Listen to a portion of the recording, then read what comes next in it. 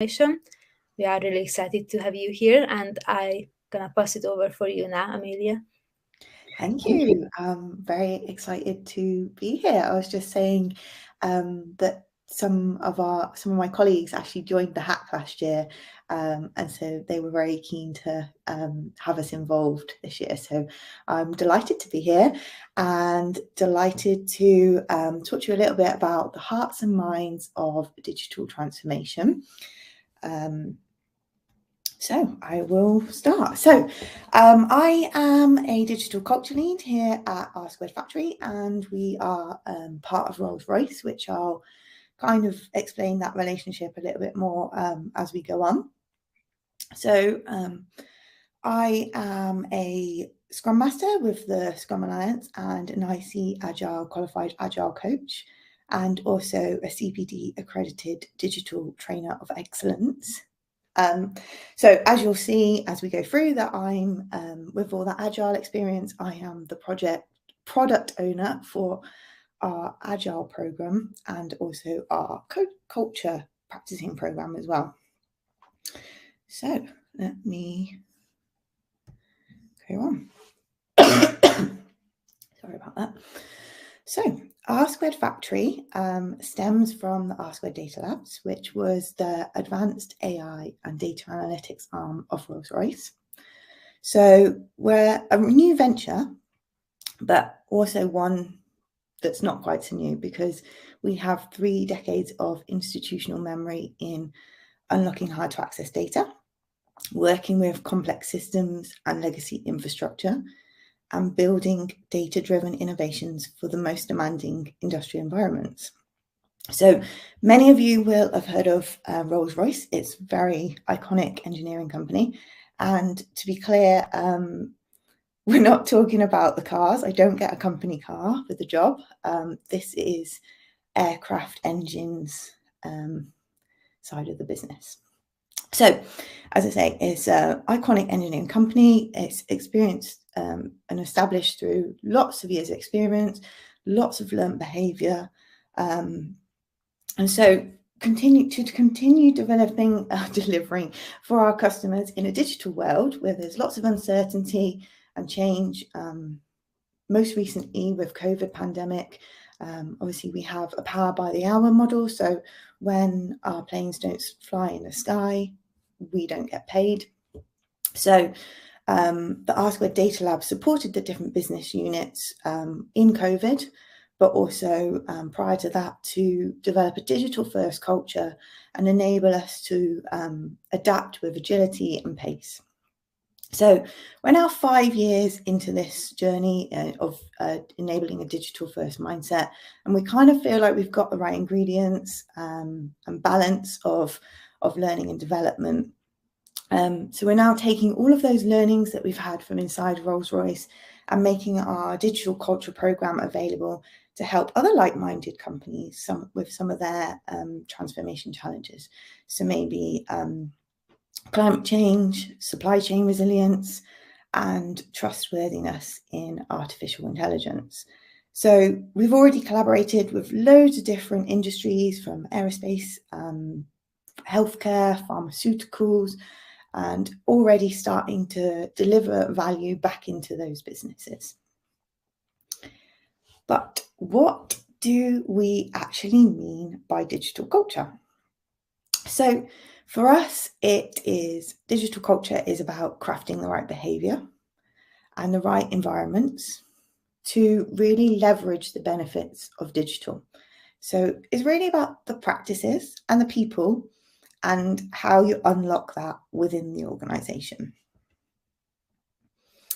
So within Rolls Royce, we identified a range of skills and capabilities that we needed across the business to support the adoption of a digital first mindset. And this is what we call our table of digital elements. And when we show this to people, it's often, people think it's quite revolutionary, even though it's really quite a simple idea that's behind it. But what is unique about our table of elements is that 50% of the table are cultural tiles, And that's because having the right mindset is foundational to everything that we do.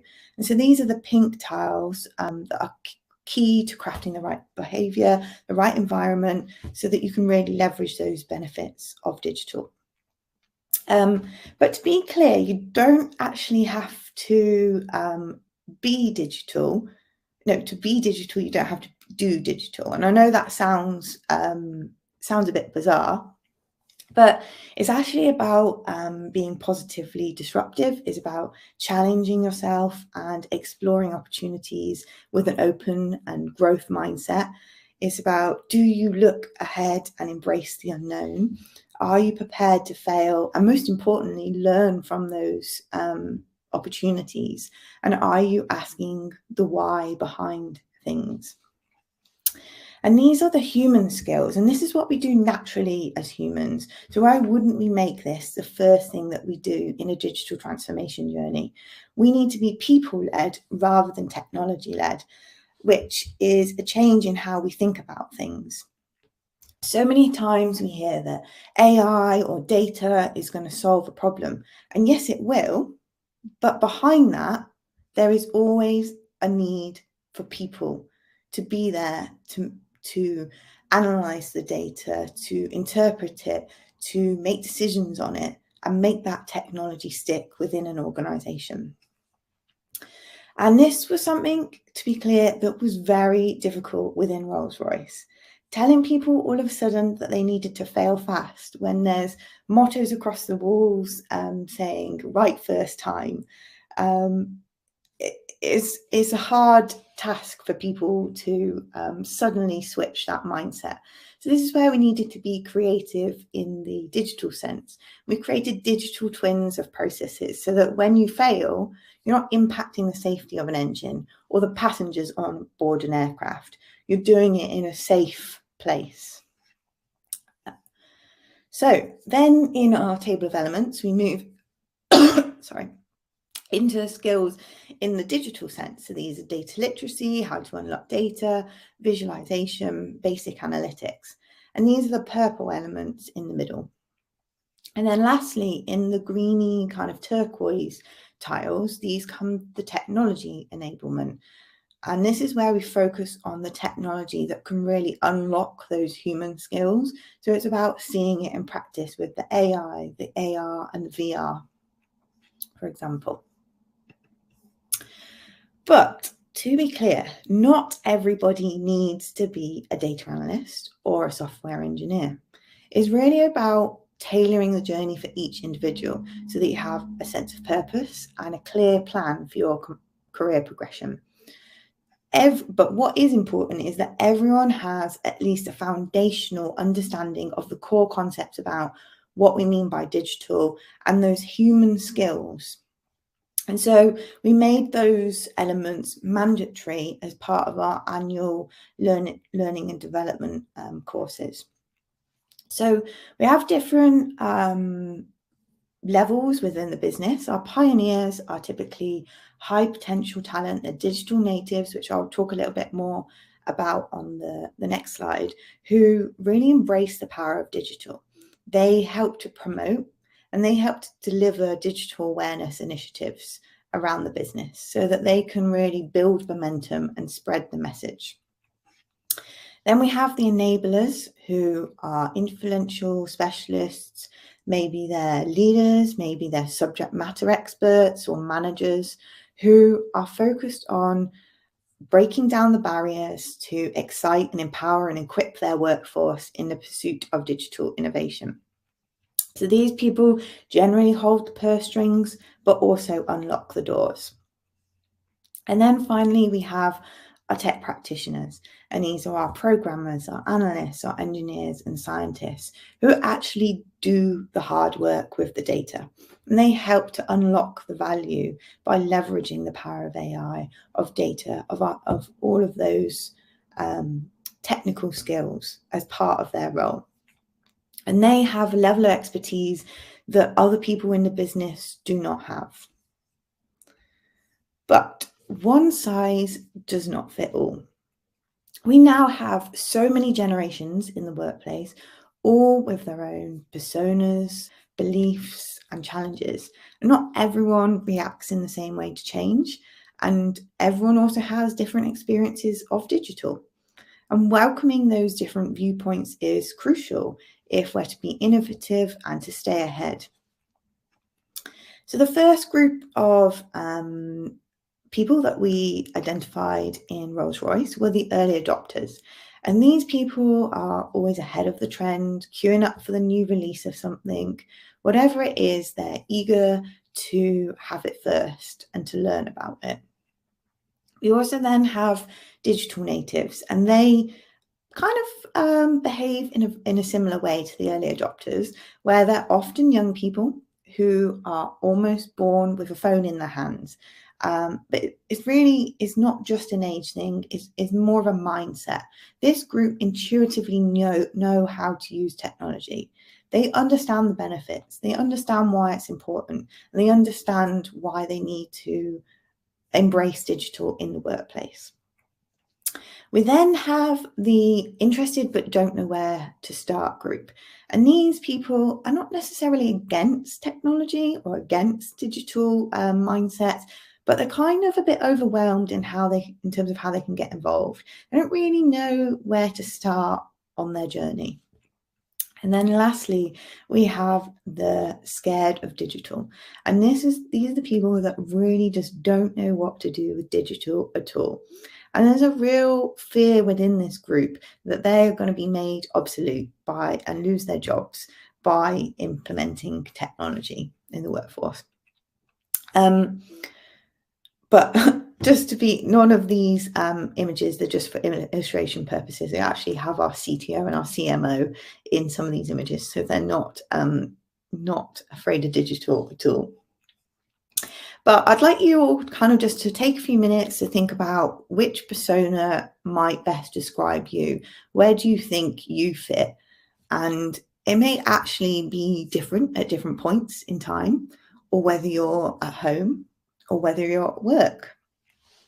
But regardless of where you think you are, it's important to remember that all of these personas will exist within an organization. That's not just Rolls-Royce, that's any organization. And you will not necessarily be able to convince those who are scared of digital otherwise. And so you're really going to need to rely on those early adopters and digital natives to start the transformation journey and allow the momentum to spread from there. And then eventually those who are scared of digital will be able to face the change. But what is important to remember is that one size does not fit all. So that was how I opened this slide. And each of these personas have a different need, and it's vital to be able to bring every one of these people on the journey with you, regardless of technical advancements. And you can probably argue with me about this, but I think there's always going to be a need for humans in the loop. Transformation in the digital space starts with the people and the culture, and then the digital solutions then follow once you open the hearts and the minds of people. And everyone's transformation journey will be different. So it's about making sure that no one's left behind, and which is really the essence of what we do in the culture team here at the R² Factory. You might actually be wondering why even is culture important? Like, yes, I've said it is, but what's actually the facts behind it? So culture is actually the number one hurdle to digital transformation. 62% of people who responded to this survey said that cultural issues were the biggest hurdle to digital transformation.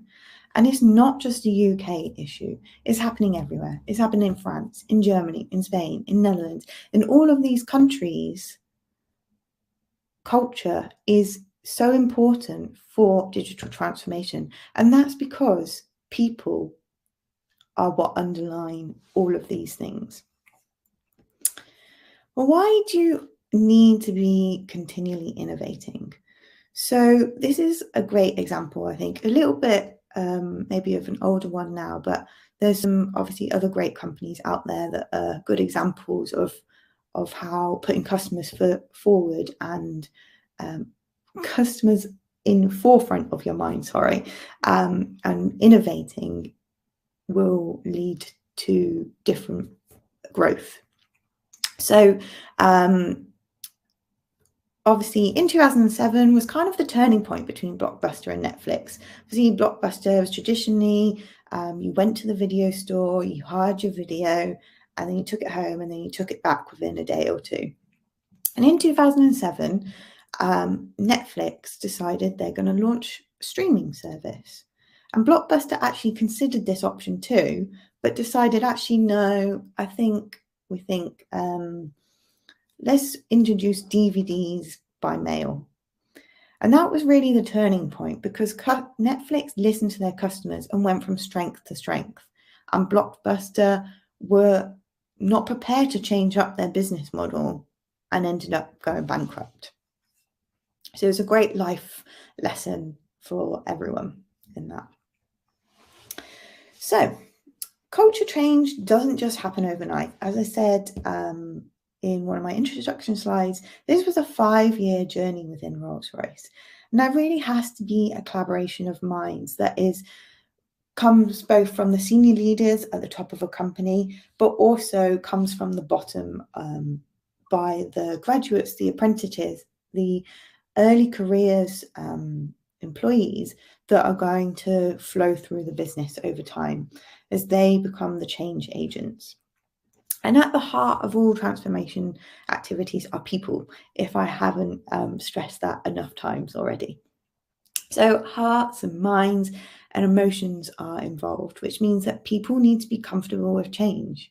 And in our culture program, we introduce people to culture, to agile, and to human-centered design techniques, as these topics really help people to understand how to navigate the change, and so therefore help to complement the speed of innovation. Customer centricity is key to digital transformation. You need to put your customers at the heart of your activities. And that's where our human-centered design thinking module is fundamental to our program. And to be clear, customers don't just have to be your end users. They could be other people in the supply chain. They could be other people who consume your information within the business. But it's just about identifying who they are and making sure that you put them at the heart of what you're doing. Learning to iterate and adapt in an agile way is also vital. And this is one of my the modules within the practicing program that I own. But just because we have had success in the past does not mean that we can rest on our laurels like Blockbuster did. There's always going to be events that come along that mean we need to embrace that change, like COVID, like other things. And so learning how to adapt and iterate is so important. And then the human skills such as storytelling and influencing, communication and collaboration, coupled with the agile and HCD should also not be overlooked. And that's what forms the culture element of what we teach. And I believe Aravinth, our resident storyteller here at R² Factory, is doing a webinar on the importance of communication and storytelling on Friday, the 21st of October from 12 till 1 p.m. So I have probably talked a lot about people. If you have not gathered already, that the hearts and minds are what is the stepping stone to technology adoption. But if you're interested in what we've been talking about, then it kind of all starts with you joining us as well. We actually have so many different vacancies available at the moment. So these ones particularly on the screen are 12-month professional placements that will start in January. So if you've loved what I've talked about the people, then we are actually looking for 2 digital culture leads to join our team. But we are also looking for 3 data scientists, a digital marketing coordinator, operations support lead, and an events coordinator. So I would encourage you to scan the QR code and have a look at the different job descriptions. On the job descriptions, there's also an MS Teams link for a Q&A session, which is happening tomorrow, the 20th of October, between 12 and 12:45. So that's a great opportunity for you to ask any questions about any of these roles. The closing date for these particular applications is the 26th of October, and the assessment centres will take place on the 8th and the 11th. So if these ones are not of interest, then there's also other ones that will be coming up over the next few months, so keep an eye out. But with that, I would like to welcome any questions. I'm also going to stop sharing my screen. Thank you for the really interesting webinar. It was really great to hear about digital transformation. We haven't really got any questions yet. Maybe we can wait a few seconds, but if anyone has any questions after the webinar, just message us on Discord and we can forward any questions for R Squared. Yeah, and make sure to check out the links that I put in the chat, and we can put all the links on the YouTube description as well. Also the Career Hub and the dates for the events that you just mentioned. Yeah, that'd be great. Yeah. We haven't got any questions, so I think let's just close it here. And then if any question come over, we're just gonna forward it for you. Yeah, absolutely. No problem. That's great. Well, thanks for having us, and good luck with the hackathon. Sorry, we just got a question now. So what are some of the software development languages and technologies you are using?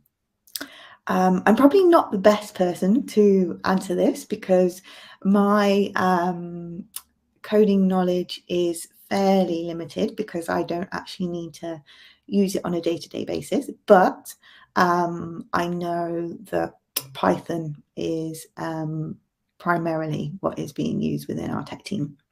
Mm-hmm. That's good to know. Any other questions? It's always a bit awkward waiting. Yeah, if anyone has any questions, just let us know on Discord. And thank you all for joining us today, and thank you so much for this webinar. Then Okay, great. Well, thanks very much. thank you. Bye, everyone.